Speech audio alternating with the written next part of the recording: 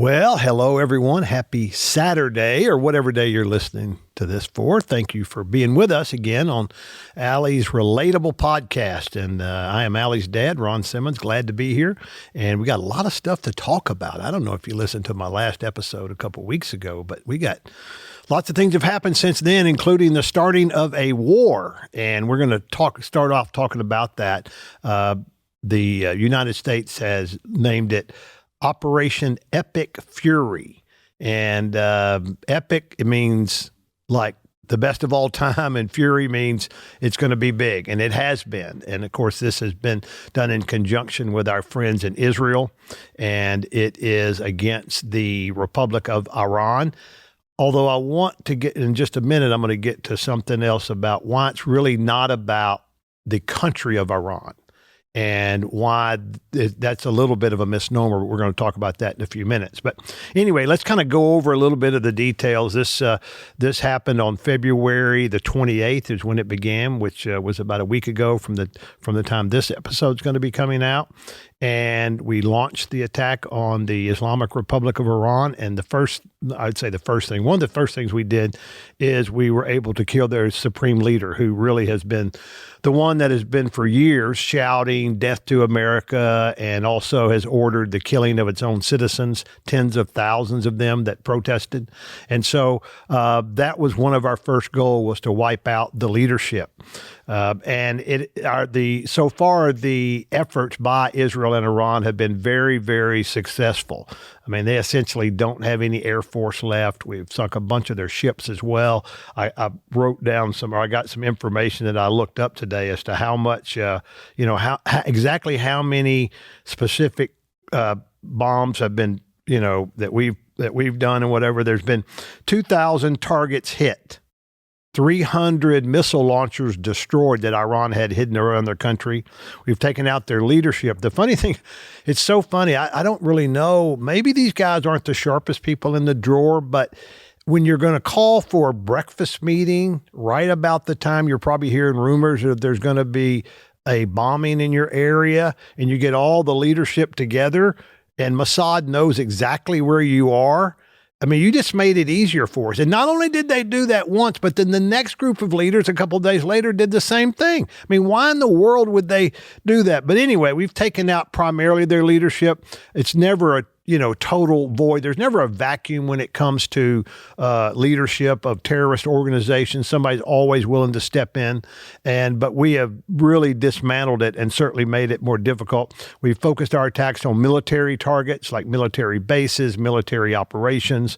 They're nuclear. As you know, even though we bombed their big nuclear facility last June, they've continued to try to enrich uranium, which is the key component for making a nuclear warhead. And so we've been attacking that, and we've had a lot of success on that. Of course, their ships. In fact, it was interesting. I don't know that it surprised me, but I just thought, wow, that's really quite interesting that we fired a torpedo from one of our submarines to one of their biggest the military ships, and sunk it. And that's the first time that a torpedo for the United States has taken out an enemy ship since World War II.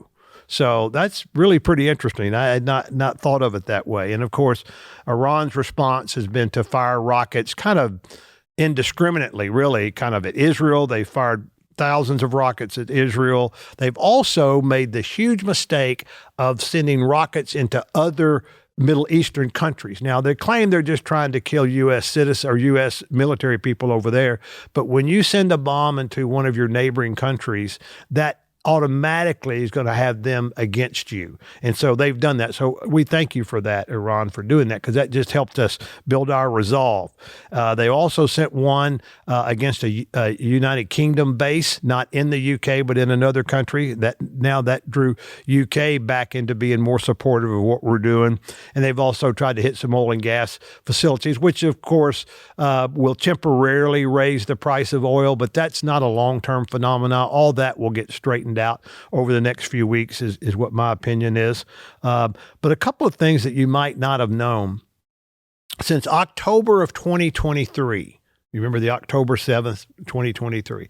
October of 2023, there have been 32,948 missiles or drones that have been sent into Israel. Now think about that. Just think about it where you live in your area, your part of the country. Just think about, since for the last 2.5 years, if there were 32,000 missiles and drones sent into your area. Do you think you would be pretty upset about it and want to do something about it and want to try to once and for all try to get something done? Because, and it's been Iran that has been supporting most of this and funding most of this. So I don't blame Israel at all, not at all. So anyway, what's happening now, according to President Trump, is that he's getting calls, or they're getting calls, probably not him personally, from people in Iran saying, "Hey, we want to make a deal. We want to make a deal." Let's see what he has to say about that. All of their airplanes are gone. Their communications are gone. Missiles are gone, launches are gone, about 60% and 64% respectively. Other than that, they're doing quite well. I said, what's left? But they're tough, and they want to fight. And they're calling, they're saying, how do we make a deal? I said, you're being a little bit late, and we want to fight now more than they do. So, I mean, I can see how that would be happening. People are saying, "Hey, let's see if we can figure out a deal." Now, the funny thing is that President Trump, just like President Biden and President Obama, they all wanted to negotiate a deal with Iran. All right, and I don't blame President Obama or President Biden for wanting to negotiate a peaceful solution to the problem. We cannot afford, in the Middle East, cannot afford for Iran to have a nuclear weapon.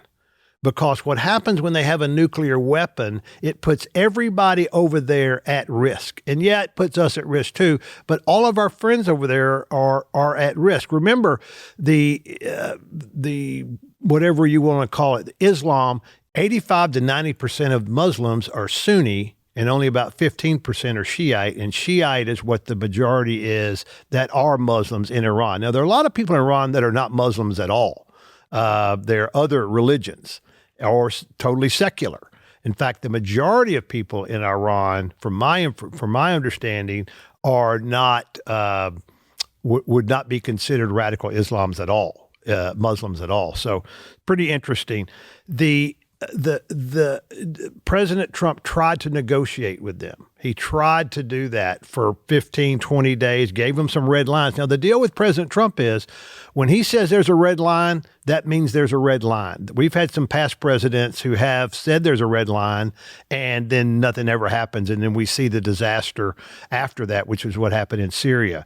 But President Trump has called on them before all this happened to lay down their arms. Listen to what he had to say in SOT 2. And I'm once again calling on all members of the Iranian Revolutionary Guard, the military, and the police to lay down their arms. They're only going to be killed. And now is the time to stand up for the Iranian people and help take back your country. You're going to have a chance after all these years to take back your country. Accept immunity. We'll give you immunity. And we'll be giving you really the right side of history, because that's what it is. So you'll be perfectly safe with total immunity, or you'll face absolutely guaranteed death. And I don't want to see that. Yeah, those are pretty strong words, and but it's the truth. He's given them a fair warning to lay down their arms and let's come to a peaceful solution. There's and we don't have any video on this right now, but if you have the chance to go watch or listen to what the Crown Prince, which was the son of the Shah of Iran, which was exiled back in the late 70s. He lives in the D.C. area, and he is calling, obviously, for peace and supporting what we've done, and also supporting the uprising of what we hope would be a democratic solution, that there would end up being Iran would be a democracy, which is kind of the way it has run in the past. Even when the Shah was there was more more freedoms for the people. So this is how it all started. A lot of you weren't born during this time, but back in the 70s, the Shah of Iran, which is kind of like a monarch, was deposed and taken away by an uprising through radical Islam. And it was done by someone the Ayatollah Khomeini, who was originally, actually, his ancestors came out of India. He was living in Turkey, but a lot of his radical messaging and words and things like that were getting filtered into Iran. And so there was an uprising. They kicked the Shah out. We took him back in exile. He died shortly there later from some type of medical problem. But since then, Iran has been the leading sponsor of terrorism. As a matter of fact, if you really want to know what this war is about, and the reason I said earlier, it's not about Iran really as the country, it's really about the leadership of Iran, which turned out to be a theocracy, not any other type of government, and it was a radical Islamic theocracy. And so it wasn't about the borders, because it was really about people around the world, not just in Iran, but people around the world that supported radical Islamic theology. And that meant death to America, death to any Western civilization, that we're all infidels and all that. And that's why you saw some protest after we took out the Ayatollah here a few weeks ago. That's why you saw some protests, I'm sorry, not a few weeks ago, a few days ago, that were all upset that we had done that from other countries. And that's because there are radical Muslims in other countries as well. In fact, there are some radical Muslims in this country. The one that you guys probably read about the shooting down in Austin, Texas. That, in my opinion, was a radicalized, probably lone wolf terrorist, and radicalized through the stuff that people like the Ayatollah were putting out. So it's really not about the country of Iran and those specific borders. It's about what the leadership of Iran supported. As a matter of fact, I pulled up a list today of all the major terrorist organizations that they supported. Here, Hezbollah, which is in Lebanon, which, if you remember, back in the 80s, they're the ones that blew up the Marine barracks that we had and killed 200 something of our soldiers. Hamas, which was responsible for what went on in Gaza when they attacked on October 7th, Israel, and killed 1,200 people. The Palestinian Islamic Jihad, called the PLJ, longtime Iranian beneficiary. The Popular Front for the Liberation of Palestine, supported financially by Iran. These are all organizations that are not in the country, but are outside organizations supported by that theocracy. Iran-backed militia groups, were Harakata, that was a foreign terrorist organization. Khatib Saeed, that's another Iran-aligned militia designated as a foreign terrorist organization. Harakat Ansar Allah, another one. Qatar al-Amin Ali, the Houthis. You've heard about the Houthis, and several Syrian militias as well. And then there's a Bahrani Shia militias. Iran they provided support to that militia group attempting to destabilize Bahrain. Well, come on. I mean, I don't understand how there could be one person in the United States of America that wouldn't say that this was something that we should have done, that it actually protected America. In fact, former Secretary of State Condoleezza Rice, who was the Secretary of State under George W. Bush, she was interviewed on Fox News recently, and she talked about this, about Operation Epic Fury. Let's see what Secretary Rice had to say. I think if the goal of the administration is to render Iran incapable of using its military forces outside of its borders, of threatening our neighbors, our allies, of threatening our bases abroad, which we're seeing they are capable of doing. If it is trying to deny them a conventional umbrella for their nuclear ambitions, that is a worthy goal. So I really appreciate her coming out and saying that. I think that helps get support from a broader range of people in the United States. Condoleezza Rice is very well respected. She doesn't have an axe to grind, but she understands, being former Secretary of State, she understands the backdrop of what's been going on in Iran for the last 40 47 years. She also said that rendering Iran incapable of military action would make the region more stable and protect U.S. allies. She also noted that up to 75 to 80% of American casualties in Iraq, think about that, 75 to 80% of the casualties in Iraq of our own soldiers were caused by Iranian-made roadside bombs. So when you see these young men and women that have been paralyzed, or you read about them being killed from the roadside bombs in Iraq, just point that right back at Iran and what they provided those the Iraqi military over there. In October 23rd of 1983, this is what I talked about a minute ago, the Hezbollah suicide bomber directed a truck, drove into the building in Beirut and killed 241 American service members. 241, fully funded by Iran. So those of you that think, okay, we shouldn't be in a war, I get all of that, but it's just a matter of time if we didn't do this before they were going to do more damage to us directly and to our allies. And we have not only a treaty-based responsibility to protect our allies, we have a moral-based reason for doing that. If we're going to be, like the Bible says, there's no greater person than a friend that you're loyal to. And so we're loyal to our allies and we're going to support them. And that's what we do as a country. And I support that 100%. Obviously, a lot of what we would call regular Iranians that are not involved in the theocracy are very happy that this is going on. There's been there's been a lot of joy. In fact, we'll show you a video in just a minute of some of the stuff that they're doing.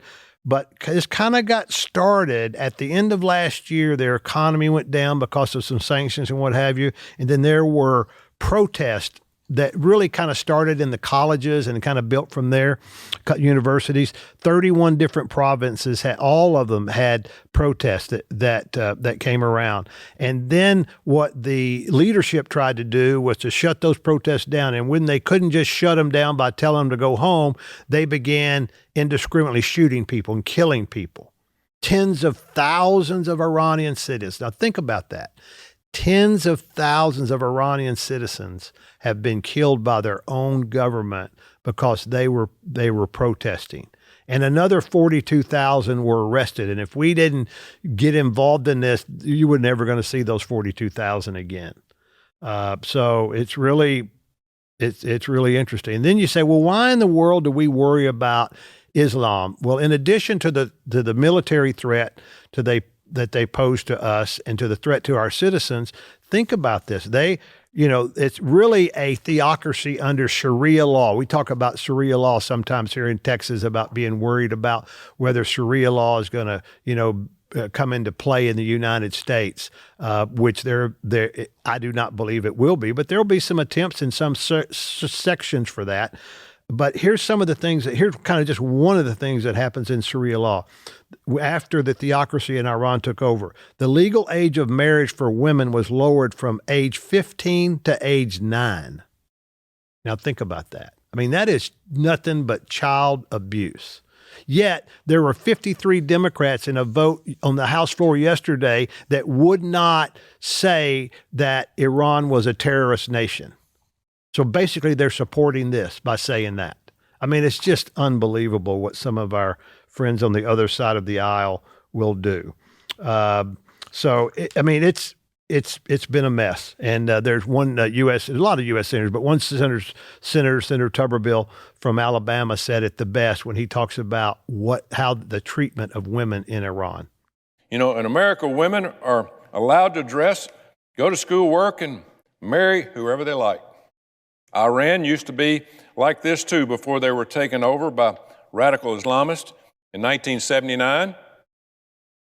This is them post-1979. Sadly, under the sick leadership of these terrorists, women are treated like dogs. Do you hear that? Women are treated like dogs. They are forced to cover every part of their body, of their skin except their eyes. They aren't allowed to leave home unless they're with a male escort. They aren't allowed to get an education or work a job, and they aren't forced sometimes to marry young as 6 years old. Pedophilia and inbreeding are rampant, and women are lucky if they are allowed to drive. It's just a shame that we've allowed this to go on as long as we have, honestly. I mean, it's absolutely sick. And where are all the feminists? Why aren't the feminist organizations praising President Trump for helping to liberate these women? They're trying to do what we can. Obviously, it's going to be up to them to make it totally happen. But where are all the feminist organizations? I don't hear. Where are you, Jane Fonda? Jane, wake up. Where are you? You should be praising President Trump and what they're doing here. But no, you have such derangement syndrome. And you know what? It would be the same way if this was President Bush and he had done this. They wouldn't praise him either. I mean, but it's just unbelievable how hypocritical that they are. Now, some of the Iranians, they kind of like President Trump. And let's see what they're doing to show that. Oh, they're doing the Trump dance. Look at that. Now, you got to admit, I mean, there's not much funny in a war, but that's pretty funny. And I'm not sure exactly where this is, but that's some Iranians, and maybe it's in downtown New York or someplace, but it's really pretty funny. I really appreciate that. Oh, me. And we have to have a little laughter in all of this. Oddly enough, though, 60% of Americans disapproved of the attacks. Now, you tell me why you disapproved of those. Please write to me, ron@ronsimmons.com. Tell me how in the world that we're on the wrong side of history by doing this, because I just would not understand that. We'll see how it ends up. Some of these things that go on this early in a conflict like this, they tend to level out a little bit more, but I'm sure they'll be continued to have polling done. But we talked about our friends on the other side of the aisle, and the leadership in the House is Representative Hakeem Jeffries, and they talked about that. He was pressed by Fox News reporter Bill Mulligan on the Democratic hypocrisy, because Nancy Pelosi, our friend Nancy Pelosi, in 2011, she supported President Obama's unauthorized Libya airstrikes versus Democrats' current insistence on congressional approval for President Trump strikes. Now, when he was pressed on that, here's what Representative Jeffries had to say in SOT 6. Thank you, Leader Jeffries. Back in 2011, Nancy Pelosi said that then President Obama didn't need congressional approval to bomb Libya. Now House Democrats say President Trump needs that approval to bomb Iran. What's the difference? Well, obviously, Libya and the circumstances connected to that were very different than the circumstance that we face in Iran right now. Hello? What were those differences? We had people that were. You remember the Benghazi scenario, that were killing American diplomats and citizens, and they were attacking what we were trying to do in Libya, the terrorist organizations we were trying to overthrow over there. So I don't understand what Representative Jeffries is talking about. Question always comes up: will this be a forever war? Well, I don't think it will be. Obviously, there can always be conflict and what have you, but let's take a look at what happened in Venezuela. In fact, recently in Venezuela, we went down there, took Maduro out, and it was a different type of operation. Venezuela didn't pose the same broad threat. They weren't trying to get a nuclear weapon. They didn't have a whole bunch of missiles stationed all over their country. Their main problem was that their leader was cutting deals with a lot of our enemies. And we asked him to quit doing that. And we even offered him the opportunity to get out of the country and get into exile, but he didn't want to do it. So we went down and got Maduro on January the 3rd. And what's happened since then, though, and there'll be you'll see, I think it was yesterday or today, where we cut a deal with them that will be a historic agreement to reestablish diplomatic ties. We haven't had diplomatic ties there for years, and they came to a deal, as well as a deal on gold. There's gold in Venezuela as well. So we hope that's the type of thing that lasts, and also it's the type of thing that happens in Iran, that we can reopen diplomatic ties to them. We'd love nothing more than to have an embassy in Tehran and work with those people over there. There's something like 90 million people in the country of Iran. They have a lot of resources. They have a lot of very obviously wonderful people, as President Trump talks about all the time.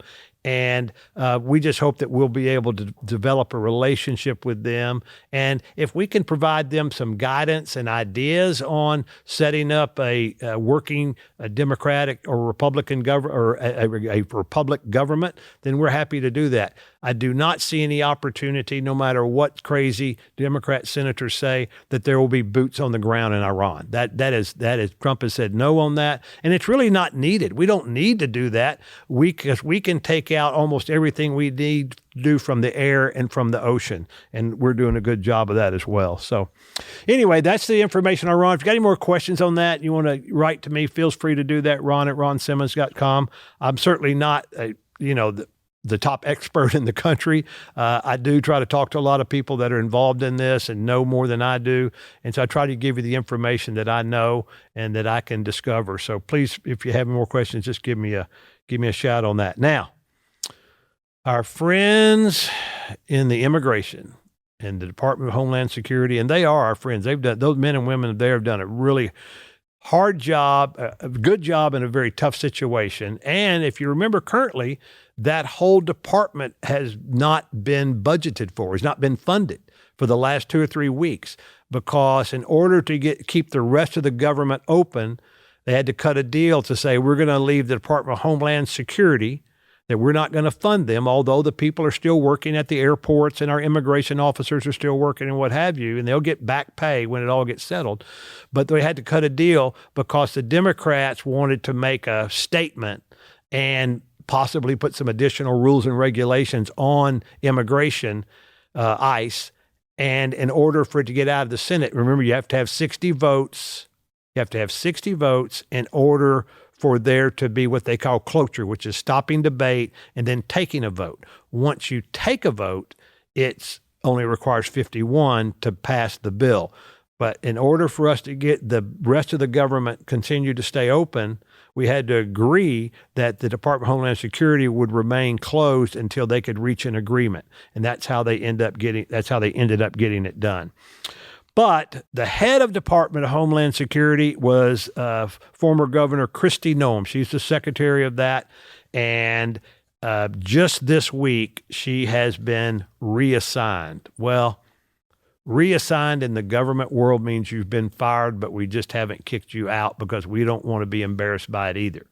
But she was reassigned because of primarily, I think there was some belief that she was not as good of a leader as we hoped would be. If you remember in Minnesota, when things got really, really kind of out of hand there, the president sent in Tom Homan, who was head of the ICE, and kind of calmed that situation down as much as you could with those lunatics that are in government over there.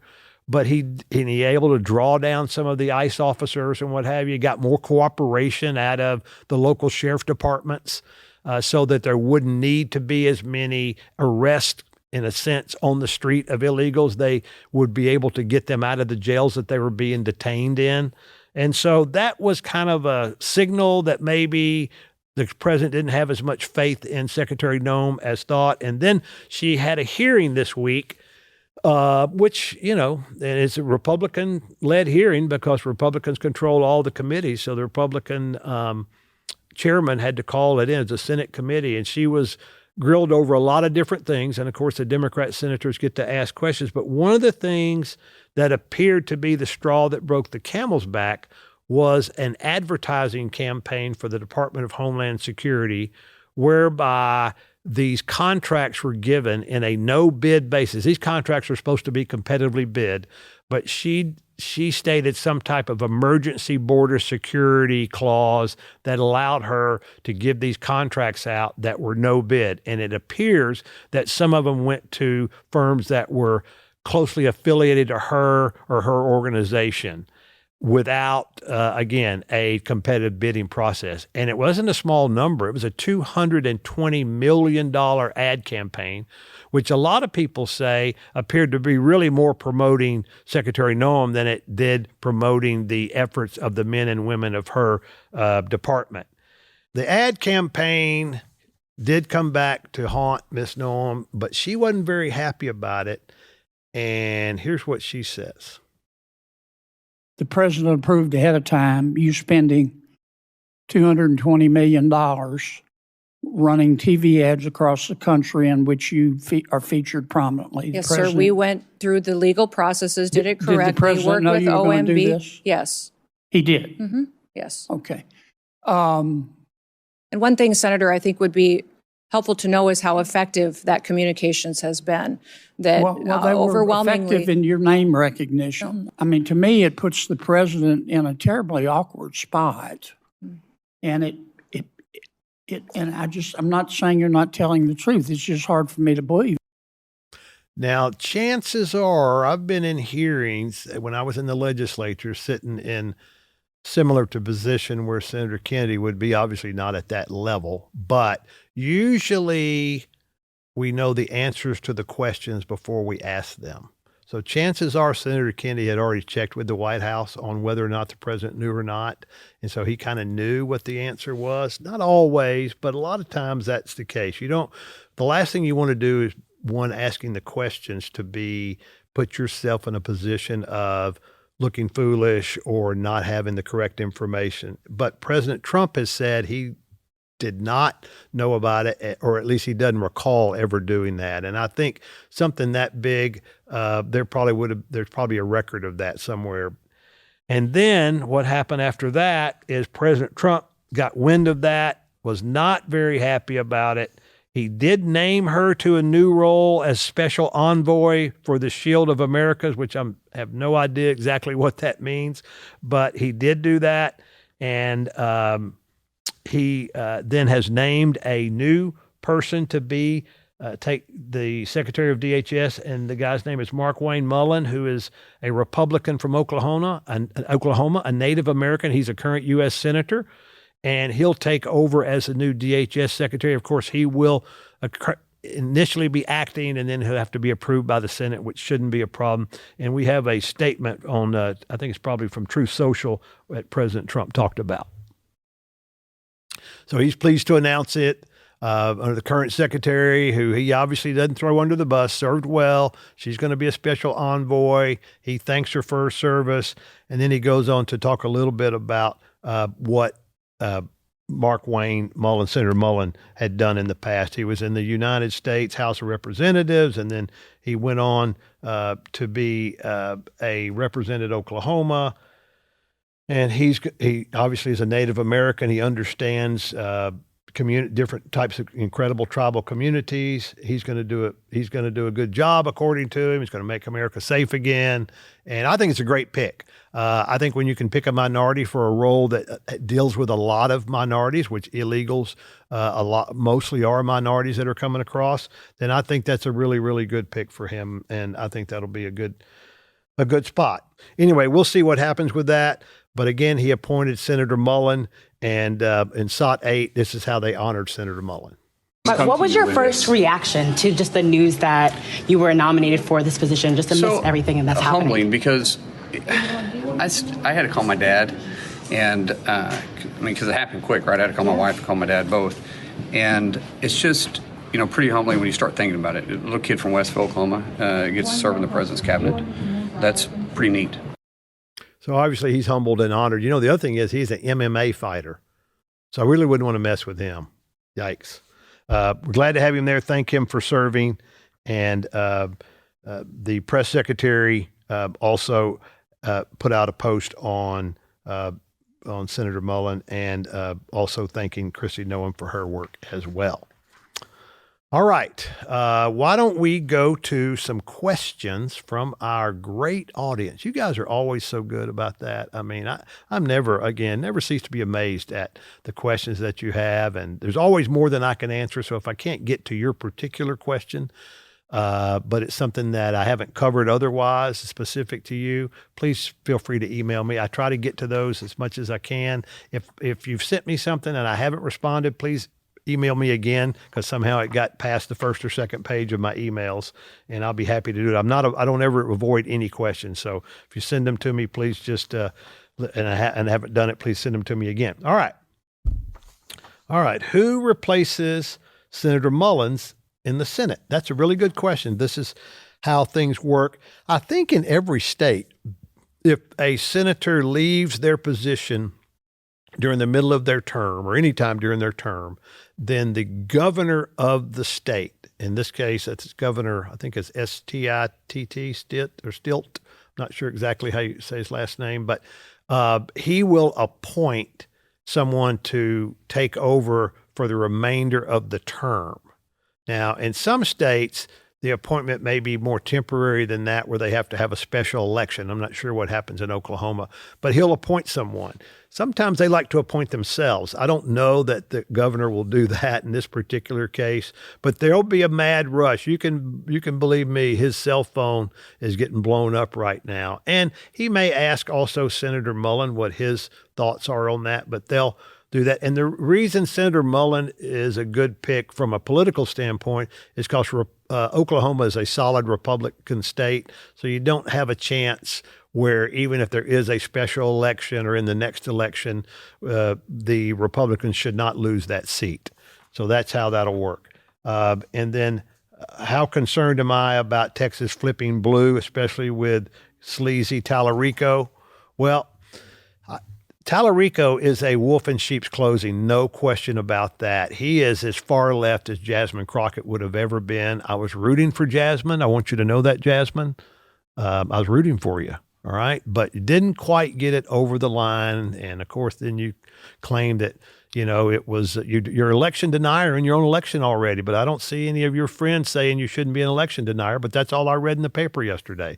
And then it was a Republican's fault. Even though you were in a Democrat primary, you blame the Republicans for your election being rigged. You have to explain that one to me. Again, email me, ron@ronsimmons.com. We'll talk about that. But I don't have a concern about Texas turning blue. I do think that we can't ever sit on our hands. We have to get the vote out. And Tallarico is going to be a formidable opponent. There's no question about that, because he will have all the money behind him. He kind of looks the part and says the right things and whatever, but he is dangerous. Let me tell you something. He is very, very dangerous.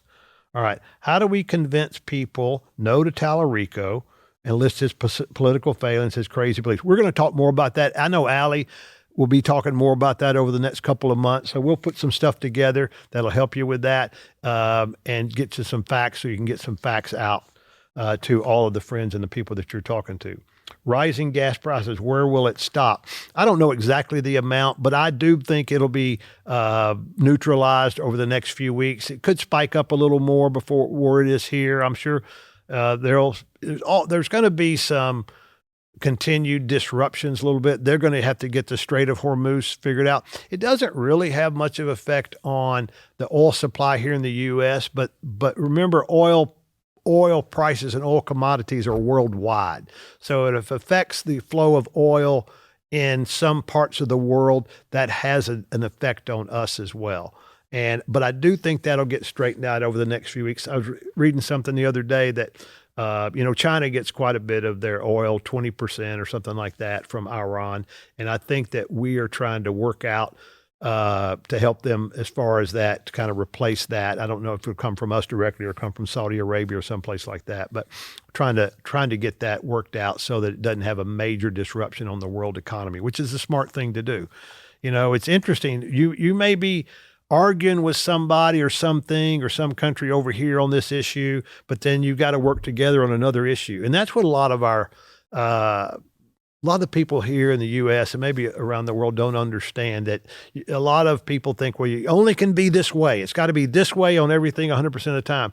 That's not the way it works. That's not the way the sausage is made. And you just have to understand that. It's okay if, Mr. Democrat and I agree on this and disagree on that. That's the way things work, and that's the way they should work.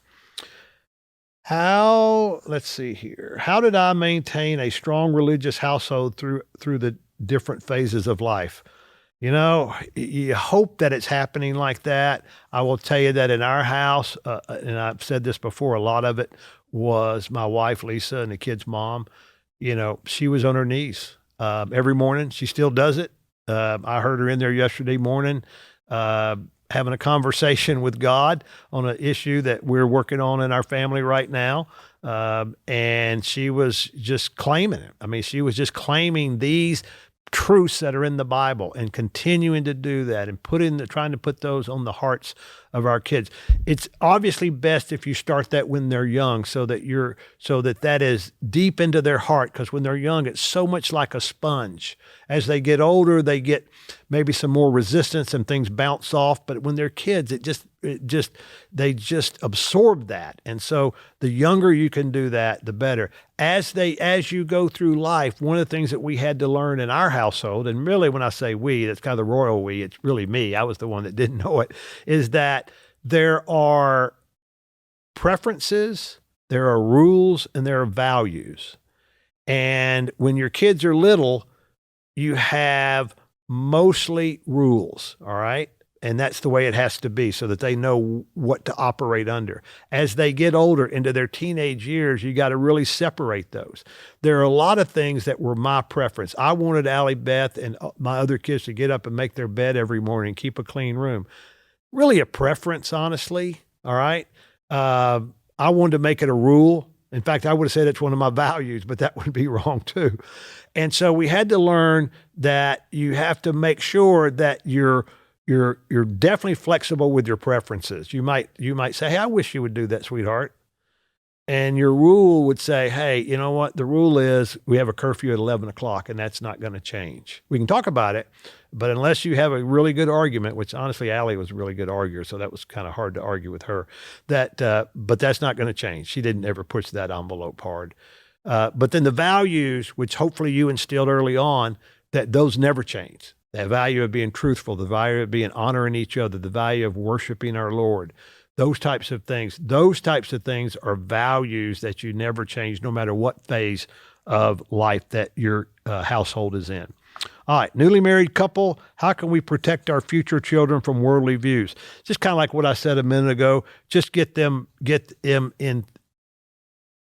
implanted in them early of what your views and your values are, and allow that to be the sounding board that they test everything against. If you put somebody's values in them, what they believe in, then as other things are presented to them, they will measure them against those values. And they may question those values. And when they do, hopefully you have a relationship where y'all are open enough where you can have that discussion.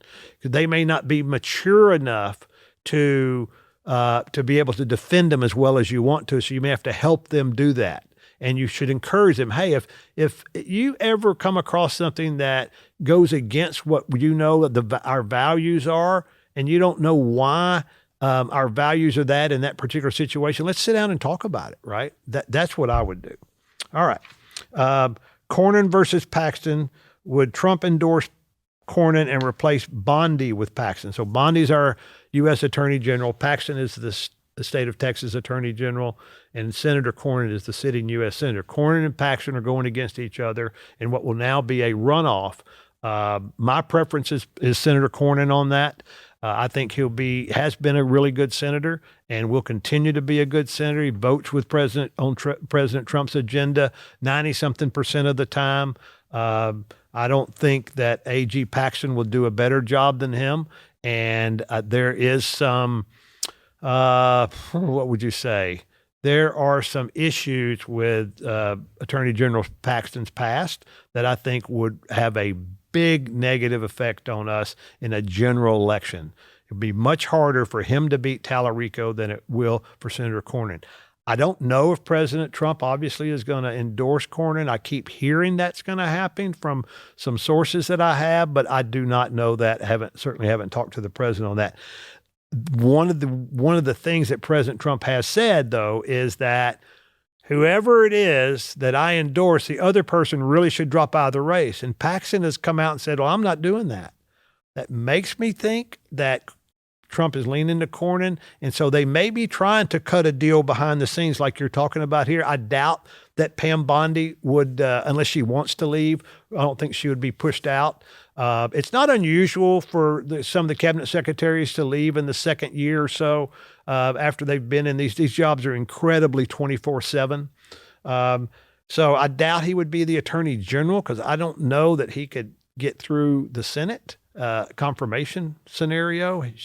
But there may be something he's working out to appoint Paxton to something that would allow there not to be a hugely contested runoff election. That would be best for the Republican Party for sure.